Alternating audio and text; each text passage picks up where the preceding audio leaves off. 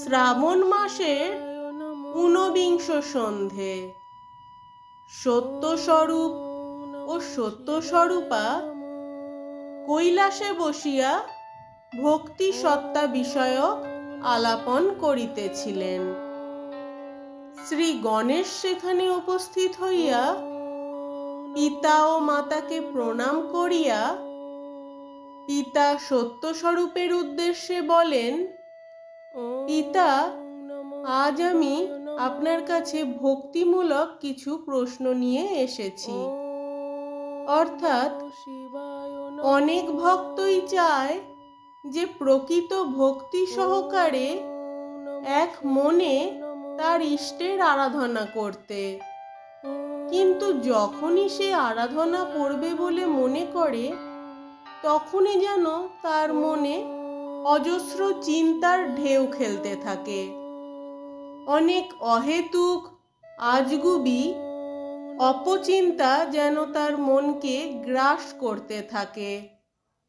আর এই সকল কারণেই সে এটা বুঝে উঠতে পারে না যে এমন অস্থির মনে পুজো করা তার জন্য সঠিক হবে কিনা। পিতা, এ কথা তো সকলেই জানে যে এক মনে নিষ্ঠা ভরে পুজো করা অত্যন্তই পুণ্যের কর্ম, এবং এই রূপে করা পুজোতে ঐশ্বরিক শক্তি খুব সহজেই সাড়া দিয়ে থাকে। কিন্তু পুজোর সময় যদি কেউ তার মনকে নিয়ন্ত্রণ করতে ব্যর্থ হয়, তবে কি সেই সময় তার পুজোর আসন ছেড়ে উঠে যাওয়া উচিত? এইরূপ অস্থির মনে পুজো করলে কি কোনো পাপ হতে পারে পিতা? প্রত্যুত্তরে সত্যস্বরূপ শিব সহাস্য বদনে বলেন, গণেশ, তোমার এই প্রশ্নের ভাব অতীব সরল হলেও এই প্রশ্নের গভীরতার ব্যাপ্তি সুবিশাল। তাই এই প্রশ্নের উত্তরে কিছু অতীতে গিয়ে দেবতাদের দ্বারাই কৃত এক অত্যন্ত গুরুত্বপূর্ণ কর্মের প্রসঙ্গে কথা বলতে চাই। যদি আমরা কিছুকাল আগে ফিরে তাকাই, তবে সমুদ্র মন্থনের কথা আমরা সকলেই জানি, যেখানে দেবতাদের উদ্দেশ্য ছিল অমৃত লাভ করা। কিন্তু সেই অমৃত লাভ করতে গিয়ে যখন সমুদ্র মন্থন শুরু হয়, তখন একে একে বিভিন্ন ধনরত্ন মণিমাণিক্যের সন্ধান মিললেও সময়ের সাথে সাথেই সেই সমুদ্র মন্থনের ফলে উঠে আসে চরম হানিকর কালকূট বিষ। অথচ অমৃত লাভে সবাই তখনও ব্যর্থ। তাই সমুদ্র মন্থন ছেড়েও দিতে পারে না। আবার যতই সমুদ্র মন্থন করে চলেছে, ততই বিষের মাত্রাও তীব্র হতে থাকে, অধিক হতে থাকে। দেবতাদের সাথে সাথে অসুররাও অমৃতের লোভে সমুদ্র মন্থনে যোগ দিলেও অসুরকুলের কেউই বিষ গ্রহণ করতে চায় না। এই ঘটনাটির স্মরণে তোমার প্রশ্নের কিছু উত্তর কি পেলে গণেশ? গণেশ তখন বলেন, হ্যাঁ পিতা, এই ঘটনাটি তো আমি জানি। এরপর সেই বিষ ধারণের জন্য দেবকুল আপনার শরণাপন্ন হয় এবং আপনি সমগ্র সৃষ্টিকে ধ্বংসের হাত থেকে রক্ষা করতে সেই বিষ নিজে ধারণ করেন। কিন্তু এই ঘটনাটি থেকে আমার প্রশ্নের উত্তর কিছু বুঝতে পারছি না পিতা। কৃপা করে যদি বিস্তারিত বলেন। সত্যস্বরূপ শিব তখন বলেন, বেশ, তবে এবার তোমায় সবিস্তারে বলি শোনো। বিষের আতঙ্কে যদি দেবতারা সমুদ্র মন্থন বন্ধ করে দিত, বা যদি বিষ থেকে চতুর্দিককে উদ্ধার করার কোনো রকম কোনো প্রচেষ্টা না করত, তবে কি তারা অমৃতের অধিকারী হতে পারত? আর এই ঘটনাটিতে দেবসত্তা ও অসুর সত্তার মধ্যেও একটি সহজ পার্থক্য পরিলক্ষিত হয়।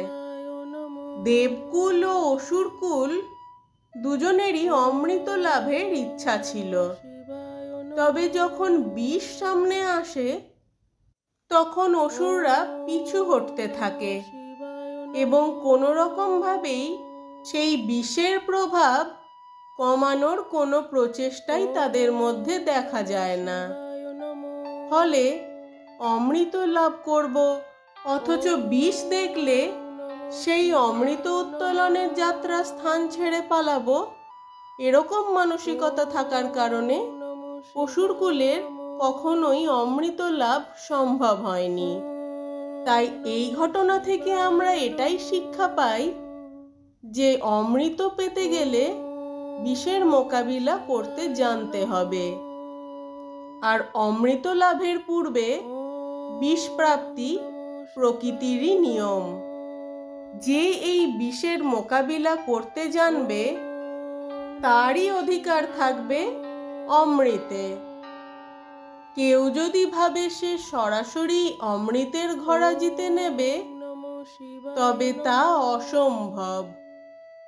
আর ঠিক এই কারণেই যখনই কেউ পুজো অর্চনা, আরাধনা বা সাধনার পথে ইষ্টকে লাভ করতে চায়, ইষ্টের কাছে পৌঁছতে চায়, তখনই তাকে সম্মুখীন হতে হয় বিভিন্ন বাধার, যা তার ইষ্টেরই তার জন্য নির্ধারণ করা কিছু পরীক্ষা স্বরূপ। আর যে এই পরীক্ষায় উত্তীর্ণ হতে পারবে, অর্থাৎ তার মনে বা মস্তিষ্কে চলতে থাকা বিষ স্বরূপ বিভিন্ন অনর্থক চিন্তার প্রশমন ঘটাতে সক্ষম হবে, সেই জিতে যাবে এই পরীক্ষার পুরস্কার। অর্থাৎ তার একান্ত কাম্য নিজ ইষ্টের স্নেহাশ্রয়। তাই যদি কেউ সাধনা ক্ষেত্রে এরকম বাধার সম্মুখীন হয়, তখন কখনোই তার পুজোর আসন ছেড়ে উঠে যাওয়া উচিত নয়, বরং এই পরীক্ষাকে স্বাগত জানানো উচিত নিজের জীবনে। কারণ এই পরীক্ষা এটাই জানান দেয় যে তার ইষ্ট তার সঙ্গে রয়েছেন, তার এই সাধনা তিনি পরিদর্শন করছেন। না হলে এমন বাধা সৃষ্টি করে তাকে সঠিক পথে উচ্চগামী তিনি করতেন না। আসলে যখনই কেউ জন্মগ্রহণ করে, তখনই তার মধ্যে শুদ্ধতা ও কলুষতা দুয়েরই সঞ্চার ঘটে। তাই নিজেকে মোক্ষ লাভের পথে অগ্রসর করতে হলে প্রথমেই কলুষতাকে নাশ করে নিজেকে সম্পূর্ণ পবিত্রতায় পরিপূর্ণ করে তুলতে হবে। তাই যখন কেউ পুজো ক্ষেত্রে বিভিন্ন বাধার সম্মুখীন হয়, তখন তার এটাই বোঝা উচিত যে সে তার কাম্য ফল লাভের নিকটে এসে গেছে। ঠিক যেমন দেবতারা প্রথম যখন সমুদ্র মন্থনের সূচনা করে, তখনই তাদের এই বিশেষ সম্মুখীন হতে হয়নি। প্রথমে কিছু দ্রব্য ও মূল্যবান রত্ন উঠে আসে, সেরকমই যখন কেউ প্রথম পুজো অর্চনায় মনোনিবেশ করে, তখন তাকে বিভিন্ন রকমের বাধার সম্মুখীন হওয়ার কোনো দরকার হয় না। কিন্তু কালক্রমে সময় অতিবাহিত হতে হতে যখন অমৃত লাভের সময় আগত হয়, তারই কিছু পূর্বে ভয়াবহ বিষ চারিদিকে ছড়িয়ে পড়তে থাকে। ঠিক একইভাবে যখন কেউ পুজো অর্চনা করতে করতে ক্রমে কিছুটা ঊর্ধ্বস্তরে এসে পৌঁছয়, তখনই নিজ লক্ষ্য লাভের পূর্বে, অর্থাৎ তার ইষ্টকে পাওয়ার কিছু পূর্বেই তাকে সম্মুখীন হতে হয় বিভিন্ন বাধার। কারণ এই বাধা পেরোলে তবেই তার সম্পূর্ণ পবিত্র হওয়া সম্ভব। কারণ সম্পূর্ণ পবিত্রতা বিনা ইষ্টকে লাভ অধরা থেকে যায়। দেবতাদের নিজেদের পক্ষে সম্ভব ছিল না বিষ ধারণ করা বা এই বিষ সম্পূর্ণরূপে প্রশমন করা, তাই তারা আমার শরণাপন্ন হয়েছিল। সেরকমই যদি কোনো ভক্ত দেখে যে তার পক্ষে আর সম্ভব হচ্ছে না তার নিজেরই মনের কলুষতার সঙ্গে লড়াই করা, তবে সে শরণাপন্ন হতে পারে তারই ইষ্টের। সে তার ইষ্টের কাছে প্রার্থনা করতে পারে যে এবার যেন তিনি তার মনের সকল কলুষতা নিজের ওপর নিয়ে নেন এবং সেই ভক্তকে যেন সম্পূর্ণ শুদ্ধ চিত্ত প্রদান করেন, যাতে সেই ভক্ত নিজ ধ্যান জপ সাধনার মাধ্যমে নিজ ইষ্টের নিকট আশ্রয় লাভ করতে পারে। সর্বোপরি একটা কথা জেনে রেখো গণেশ, ভক্তি মাঝেই বিরাজ সকল শুভ শক্তি। অমৃতের পূর্বে বিষের আগমন প্রকৃতিরই সৃষ্টি। ওম নমঃ শিবায়।